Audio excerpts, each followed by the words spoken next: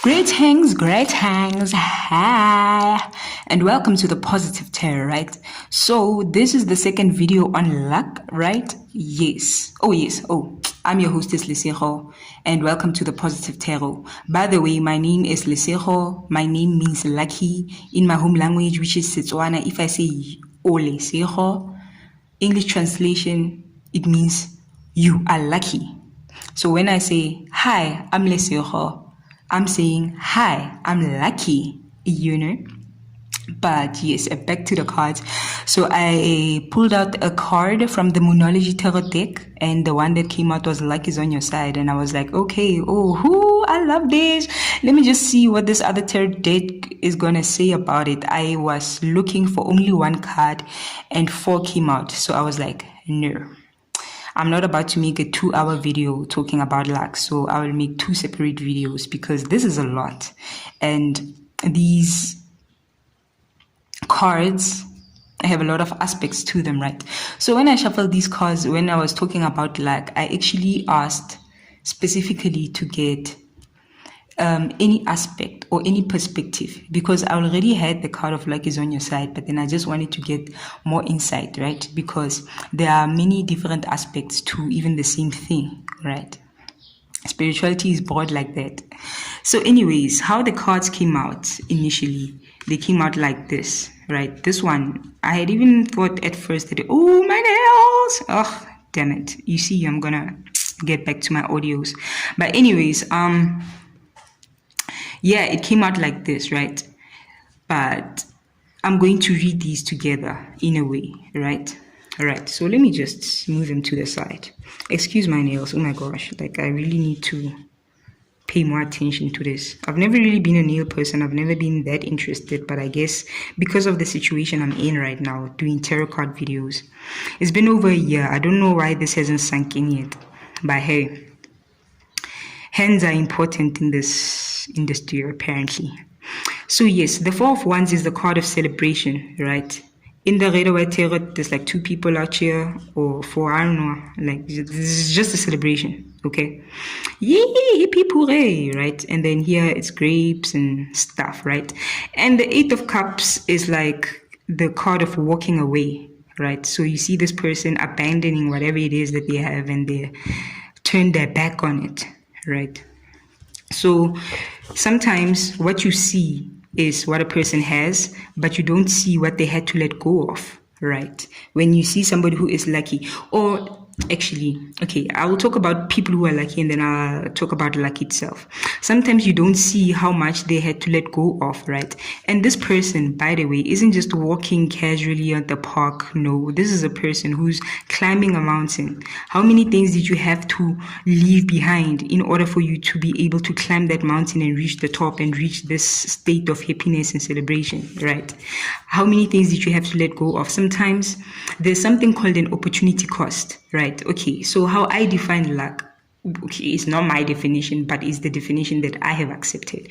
Luck is opportunity met with preparedness, right? Luck is opportunity met with preparedness. So how many things did you have to? Opportunity cost is like, maybe you want to maybe you have a certain amount of money and you want to buy a house, a car, travel the world, not work a day in your life, and I don't know, you want so many things, as we all do. But because of your current situation, you have to make certain choices, right? You can't be, and even being in different places, right? You can't be in 2 places at once. Perhaps you want to travel the whole world. You can do that. But if you're going to be in China, you're going to be in China for that time. You can't be in China, in the US, in France, in Africa, all at the same time, right? So for you to be at the top, what did you leave behind? For you to have what you have, what did you let go of? How many opportunity costs? How many things have you let go of? You see, so that is the sacrifice as well. The sacrifice that comes as well as part of being the lucky one, being the chosen one, you see, being the successful one, being the one at the top. Like this person is You know, even with their walking stick. You see this person, okay, in the Rider Waite Tarot, it's an old man. You see this old Madala guy, this old guy. He's still climbing the mountain. He's not saying I'm too old. He's not saying I'm too frail. Hey, he's not saying I'm doing this because it's easy. You think it's easy to work hard, do something, and just let go and climb a mountain? Everybody wants to be at the top, but not everybody is aware. Everybody wants to live in a state of bliss, but not everybody is aware, right? And also, okay, moving back to the other card, I'm going to be taking the Five of Cups, which is a sad, listen, bro, like when it's upright, this is a person who's crying over some cups which have spilled, right? Apparently it's wine in there. Even me, okay, I'm just saying, if I had some wine, 3 cups of wine, even if I had 5 cups of wine, I'd be sad. You know, that wine should be in my stomach, in my system. Ooh, I mean, where else should it be? Anyways, yeah, but now this person is not really aware of the cups that are still there, okay?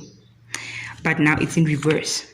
So sometimes for you to be lucky, or the luckiest people rather, the luckiest people are those who don't focus on what they have lost.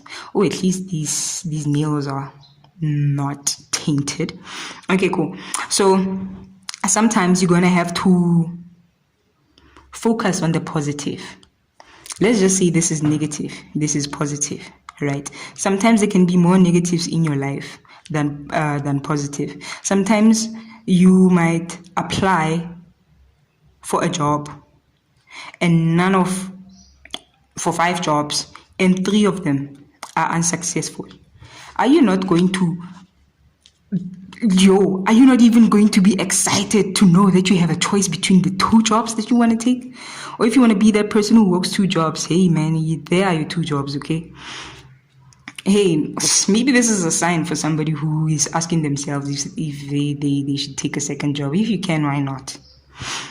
Anyways, so the 5 of Cups is a card of mourning, a card of loss of resources, a loss of something. But when it's now in reverse, it's the opposite, right? It is to say that, yes, you can acknowledge that there's a loss, but you focus on the positive. You focus on what is still standing, right? And which is something that actually links to the 7 of Swords. Usually it means something else, this card, or you see, but in this context, I don't think it is too different from the 5 of Cups, because this person is aware of not only how much they have, but also the things that they have left behind, you see. Sometimes you gotta leave some things behind, okay? But this one is not really like, okay, in terms of luck, right? It is not always about carrying everything. Some things are already there, you see. And it's good to look back, to look at your progress, to look at how far you have come, and how much you even have on you, you see. So some people, the luckiest people in the world are the people who believe that they are lucky. And luck goes very well hand in hand with faith, right? It goes very hand in hand with faith. What is faith to me? I would actually, I'm going to make another video on faith, but faith to me, or according to the Bible, I don't know, is seeing the things unseen, you see. Which is why there is a phrase that says, walk by faith, not by sight. Okay. So a person who walks by faith is a person who has a destination, you know, and they are progressing on the road. They do not see their destination anywhere close by. Perhaps they even have to drive for 6 hours, 8 hours, right? Or even an airplane for 18 hours, you know. However, they know that they're going to get there, you see. So they continue on that path, continue driving, continuing, you see. But now a person who does not believe that they're lucky, they might not even see the end point in time. They only see what is around them.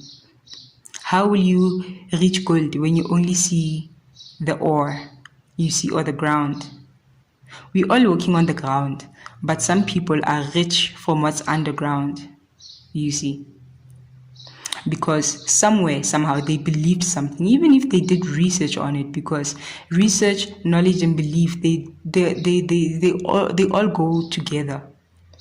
I believe in philosophy. What was that question? What is knowledge? Knowledge is a mix of evidence, belief, and truth. Truth. So I'll give an example. If you say that it's going to rain today, but you're not sure, and it turns out that it rains today, did you really know that it was going to rain today? Perhaps your belief was a little bit shaky, right? Or you have a multiple choice question. You don't know what the hell is going on in the test, but hey man, in 15 seconds you have circled 20 questions, didn't even read the questions. And it turns out that all of them are correct. Did you know? Was that true knowledge? In that context, it's a no, right? But what if you know for sure? Let's say you've grown up in an environment where you are familiar with the weather, you are familiar with how the wind behaves, where the sun is, the clouds and everything. And without looking at the weather forecast, you tell somebody, hey, take an umbrella, it's going to rain today. And then they ask you, how do you know? Maybe let's say you do tell them how you know. They might or might not understand it, but you just tell them that you know, basically. Then they're like, no. They don't take the umbrella, and then it rains. In that case, you knew, right? And you were sure, right? And to show that it was true, there's evidence. You go outside, you look, did it rain? Yes, there's evidence of the rain. There's evidence of what you were saying, you see. So then that shows that you knew what you were talking about. That is knowledge, you see. So what is knowledge? Some people, they believe things. They think they know things, right? Or some people have evidence of things, and then they think they know things. You can still find people who have evidence of things, but they still don't believe it, right? But anyways, luck can go hand in hand, or it does. Belief is also a crucial and critical part of luck, just as belief is a crucial and critical part of knowledge. If I ask you which option is the correct option, and you just guess, and I ask you, do you think you're right? And then you're like, I don't know.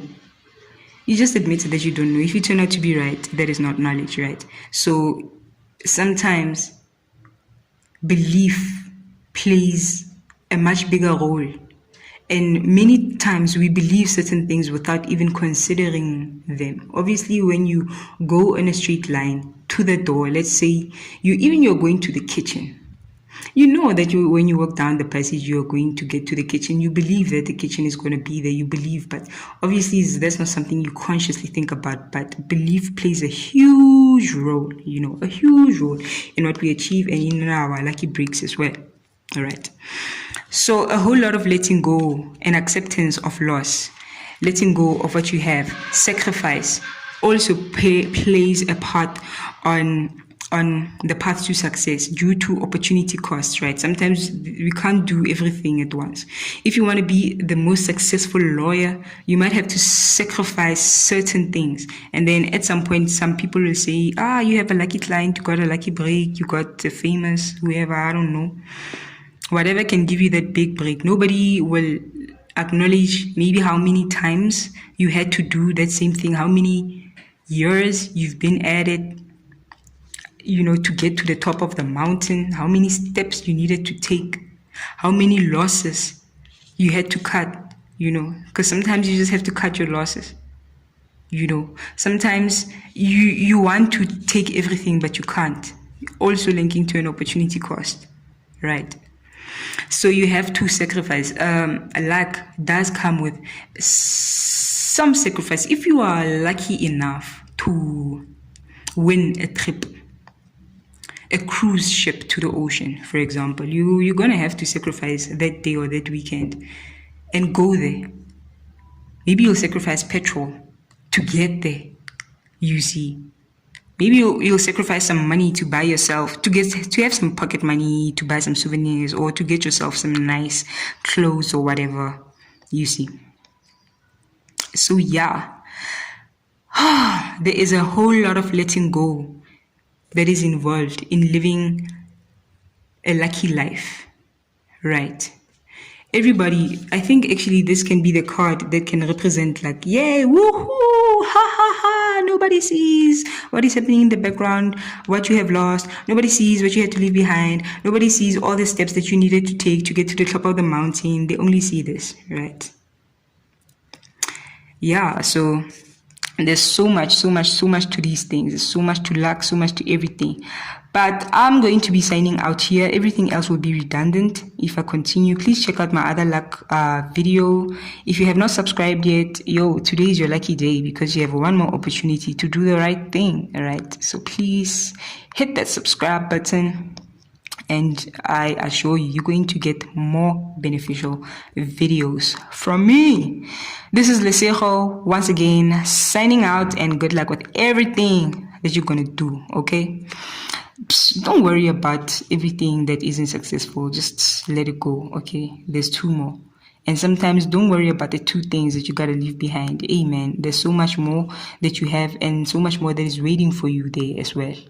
Okay, and you're never too old, you're never too frail, you're never too, too much whatever. Like, never say never, okay? Just never say never. Always have that strong belief that as much as you can get up, and you know that you're gonna get up and go to the kitchen and get something to eat, which is something I'm about to do, just know that you're going to reach that destination, and you're going to enjoy the fruits of your labor at the end, like me right now. That is me signing out. Bye. See you next time. Thank you for subscribing.